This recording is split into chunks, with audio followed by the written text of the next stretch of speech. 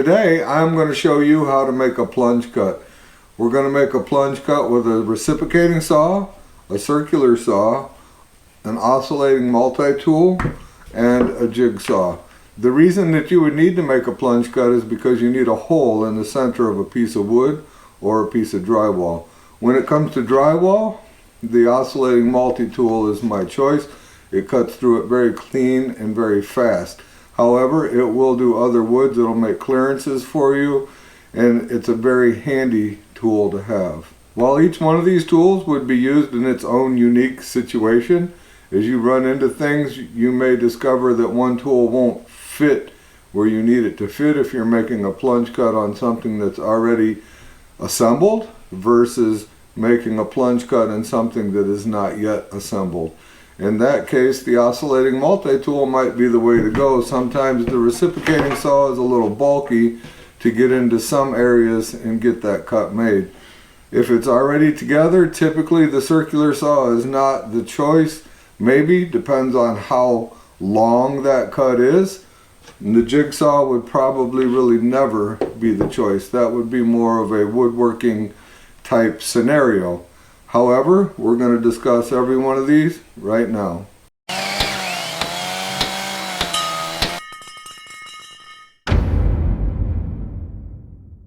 Hi everybody, I'm Jim Deerdorf and this is Detroit DIY. Let's get going.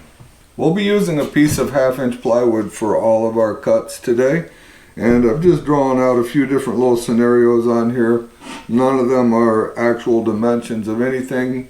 However, we do have a smaller square that I've drawn out here, and that's where we're going to start, and we're going to do this one with the multi-tool.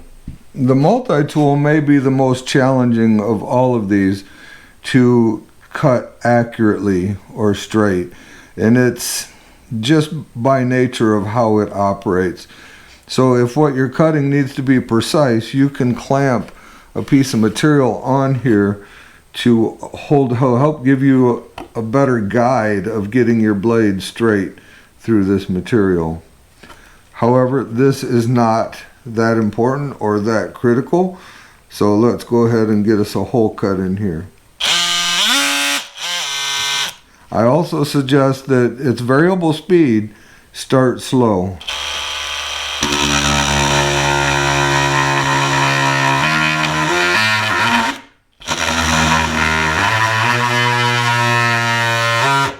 Once it starts to cut into the wood like that, it'll become stable. You may also want to lean it a little bit one direction or the other once it starts.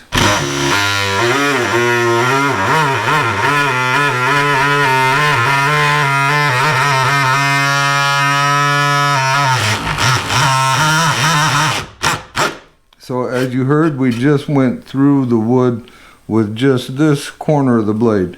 Now I'm going to continue to hold it on a little bit of an angle so that it will just cut with this one portion of the blade and it won't buck it around so much or cause so much vibration.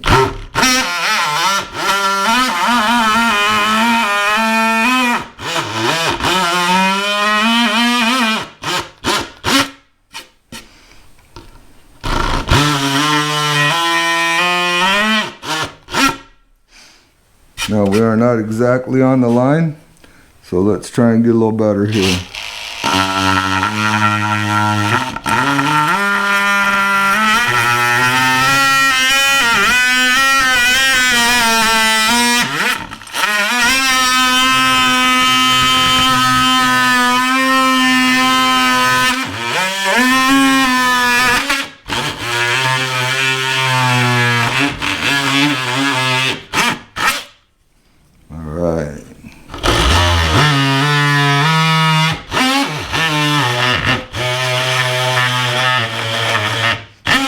My blade is a little bit tired, hence the smoke.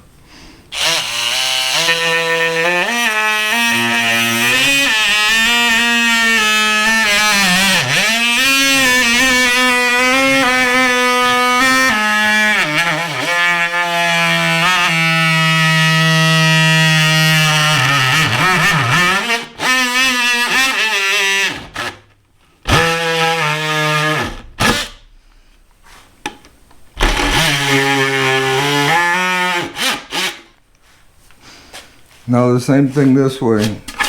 Now you'll notice that if you lean it over just a little bit, that it will start through a lot easier and be a lot more accurate. When I started flat here, it kind of jumped around. You can start flat.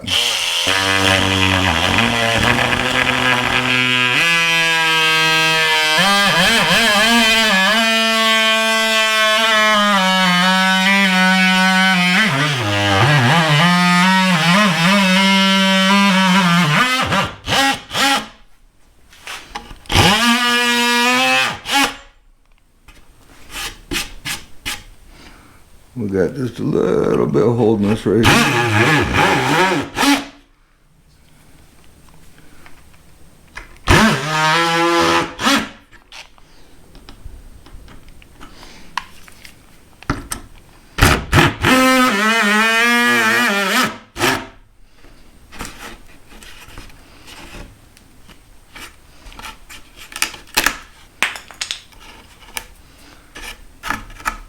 Now with the piece knocked out, we can just kind of go through and trim up our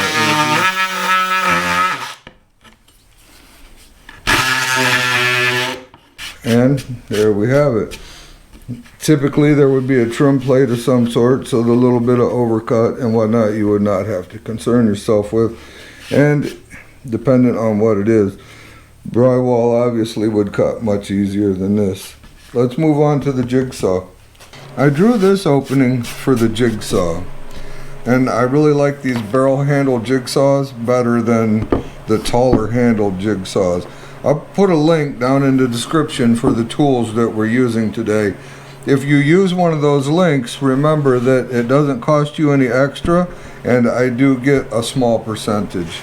To do a plunge cut with the jigsaw, we're going to tilt the jigsaw in like this. And I am not going to try to get right on the line. I just want to get a hole through the material, and then we'll finish cutting this out.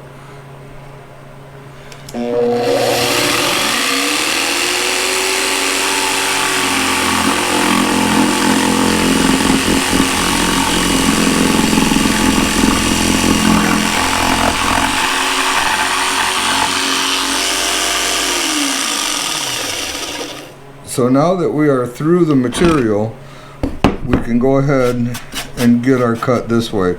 The jigsaw is a little bit bouncy when it does a plunge cut, but it's not bad at all, and probably easier to control than the oscillating multi-tool. I've turned the jigsaw around so we can see a little better how exactly I'm going to cut this out.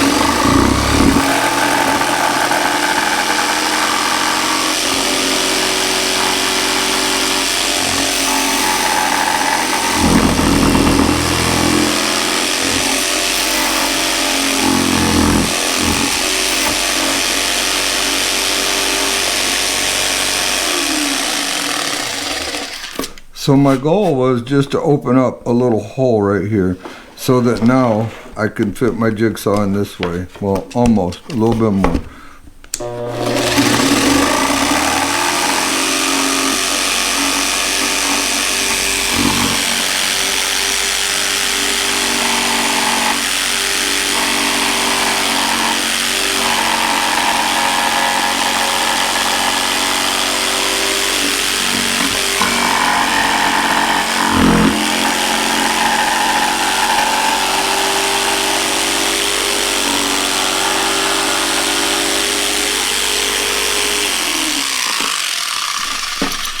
Now with this section cut out, I'm going to go ahead and clean this side up.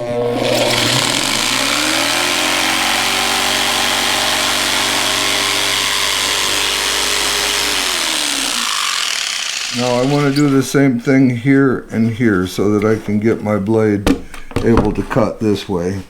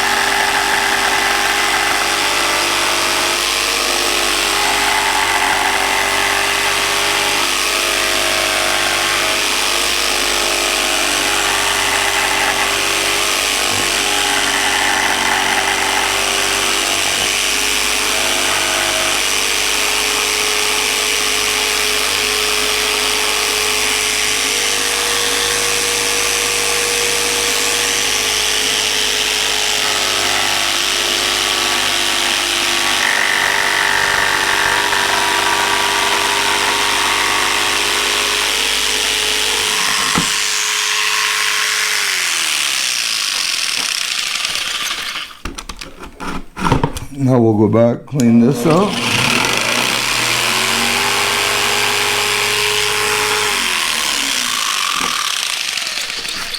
And then the same thing here, we have a little piece to clean up.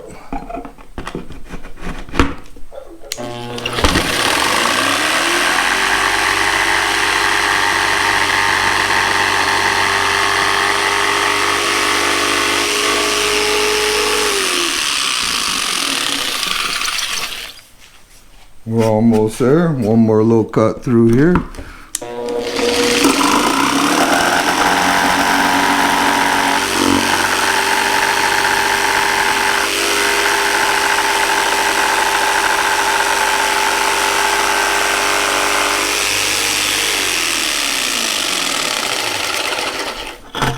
I'm going to stop just a little short because I want this piece to stay here while I do this. So now we're going to turn it around and come back the other way. And the reason I want this piece to stay here for a minute is just to help stabilize this side of my jigsaw.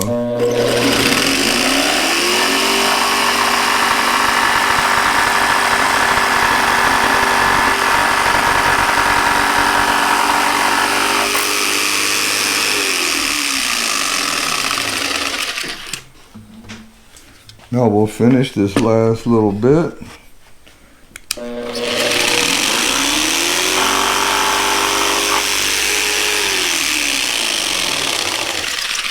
And there it is. A little more time consuming than the multi-tool, but it's a little bit cleaner also.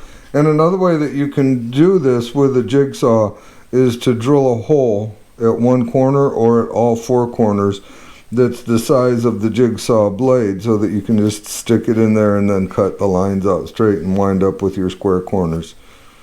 Let's move on to the reciprocating saw. The reciprocating saw is going to be similar to the jigsaws. They both have the same blade action. The only difference is that we are going to come at the wood on a very light angle like this. My clamp's a little bit in the way here. I'm going to rearrange this a little bit.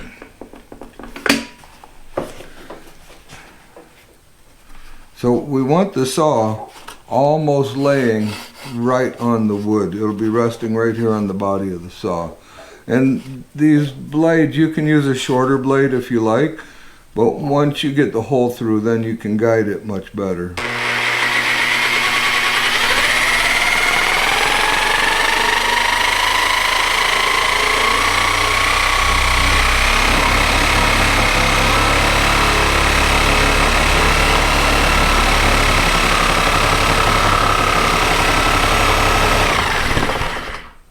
Now that we've got a slot cut in the wood, we want to start to pick up the back of the saw, nice and slow.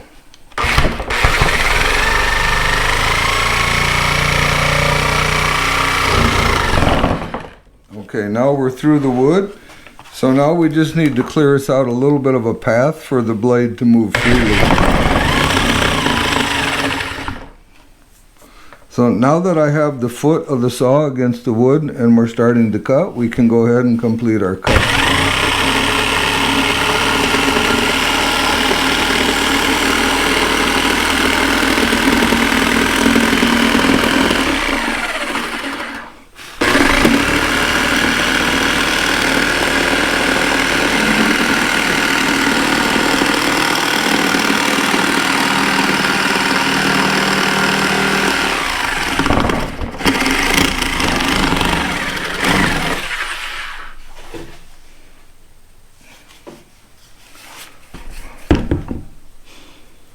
And there we have it.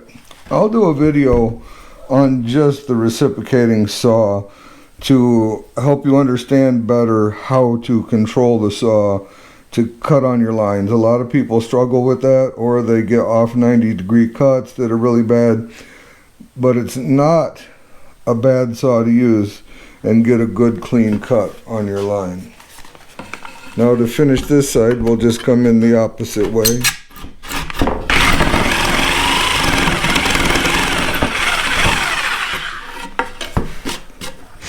And there we have it. Let's finish cutting it out.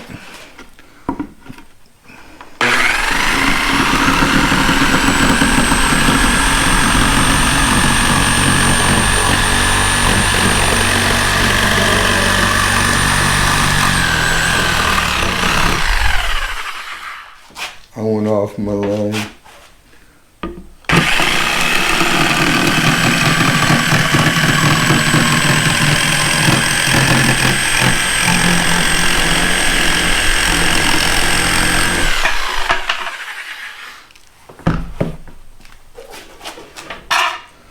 And there we have it. That is how you do a plunge cut with a reciprocating saw. Lastly, we're going to do a plunge cut with the circular saw. The circular saw is the easiest to do this cut with because it's going to just cut right through the wood. There's no bucking, bouncing, there's none of that stuff. The only thing that you have to do with the circular saw is to be able to get it exactly on the line. So what we're going to do is we're going to lift the saw up where just the front of the sole plate is touching the wood. We're going to pull the blade guard out of the way and we're going to set this blade down on the line. Now we're going to get it lined up by eyesight right through here to get that blade right on the edge of that line and as straight as possible.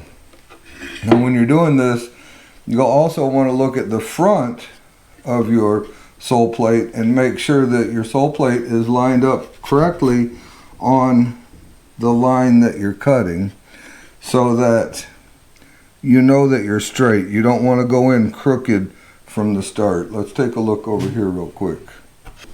So not only do you want your blade on the line, but you also want your guide on the line. This tells you now that your saw is straight. So with the saw lined up, do not let the blade contact the wood. Raise the saw off of the wood. Make sure you're nice and straight. Start the saw and drop it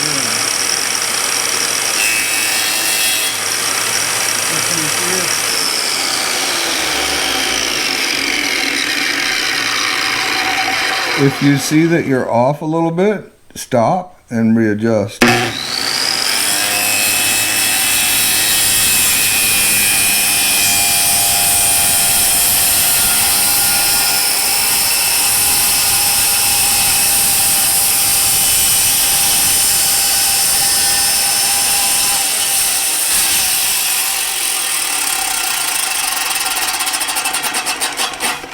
Now here's what you don't want to do. Either you get really close to this line when you drop the saw in, or you cut to this line and then we're going to turn the saw around and cut to this line. It's not a good idea to run your circular saw pulling it backwards. If you're pulling it backwards, the blade is cutting at an up direction and it's not even really cutting in that direction, and it can cause the saw to try and raise up.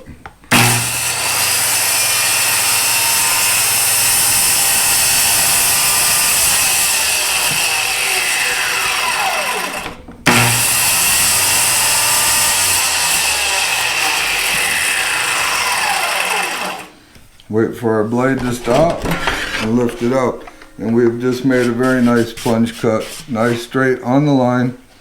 We'll finish this cut. Now we won't be able to complete this without bringing in the jigsaw.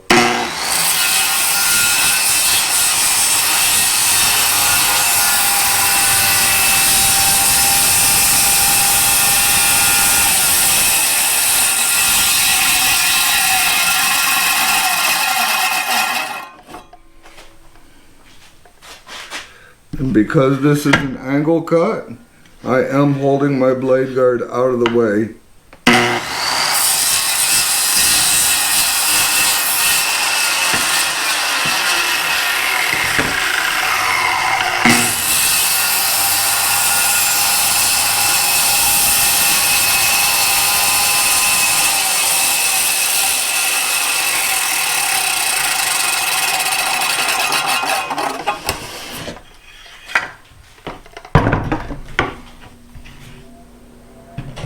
Now depending on what this is, you could bring in the reciprocating saw or you could bring in the jigsaw and finish this. We're going to use the jigsaw.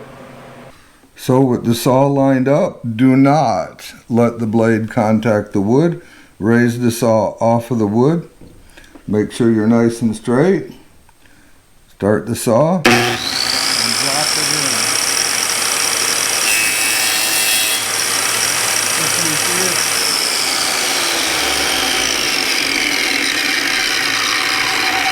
in. If you see that you're off a little bit, stop and readjust.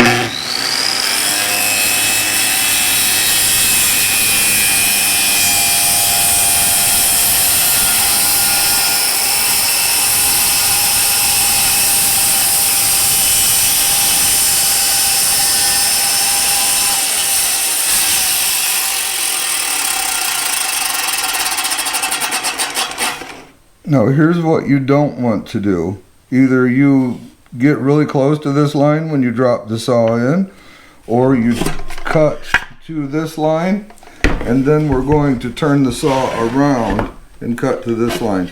It's not a good idea to run your circular saw pulling it backwards. If you're pulling it backwards, the blade is cutting at an up direction, and it's not even really cutting in that direction, and it can cause the saw to try and raise up.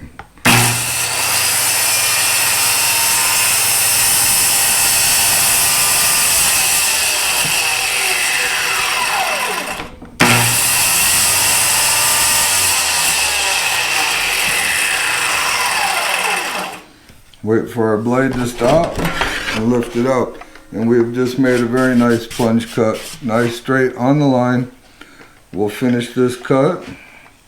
Now we won't be able to complete this without bringing in the jigsaw.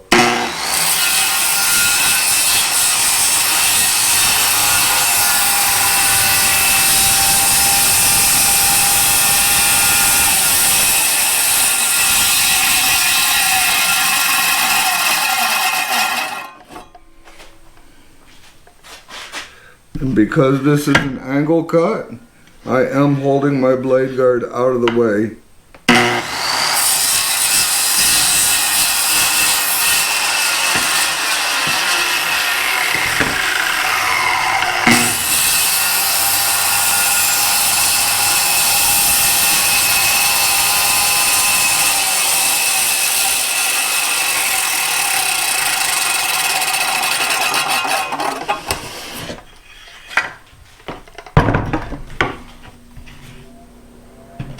Now depending on what this is, you could bring in the reciprocating saw or you could bring in the jigsaw and finish this. We're going to use the jigsaw.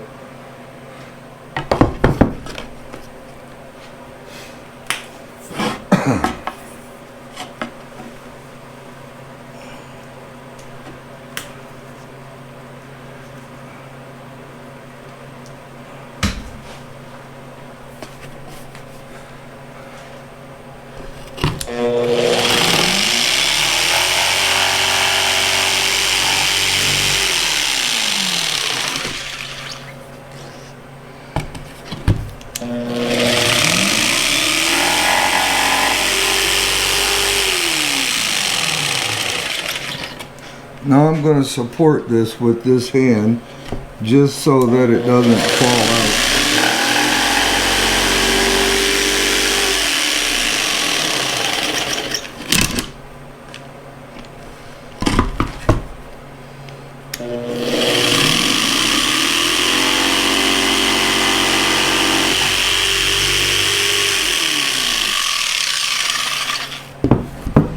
And there we have it. A very nice cutout piece, fairly quick, clean, much cleaner when you're cutting a cross grain on a piece of plywood. Not that there really isn't a cross grain, but when the top laminate grain is running this way and you get the reciprocating saw in here, it'll rip it out pretty good. So that about covers it. There is no reason to let a plunge cut intimidate you. They are very easy to do. And the best way is just to try it. Do it. Get that jigsaw out. Get that oscillating multi-tool out and just do it. If it jumps around a little bit, then it jumps around a little bit. Get you a piece of scrap wood and try it out. The only saw that you do not want to do a plunge cut with is a table saw. That can get very dangerous if there's any binding The saw can eject that wood and eject it very quickly. You may on YouTube have seen people doing plunge cuts with a table saw. I do not recommend it. Just don't. You're just asking for trouble. There's plenty of other ways to do it.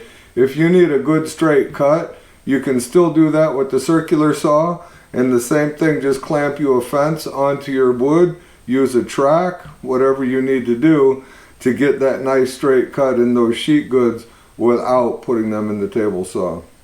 That's all we got for this time. If you haven't subscribed yet, I would greatly appreciate it if you would consider doing so.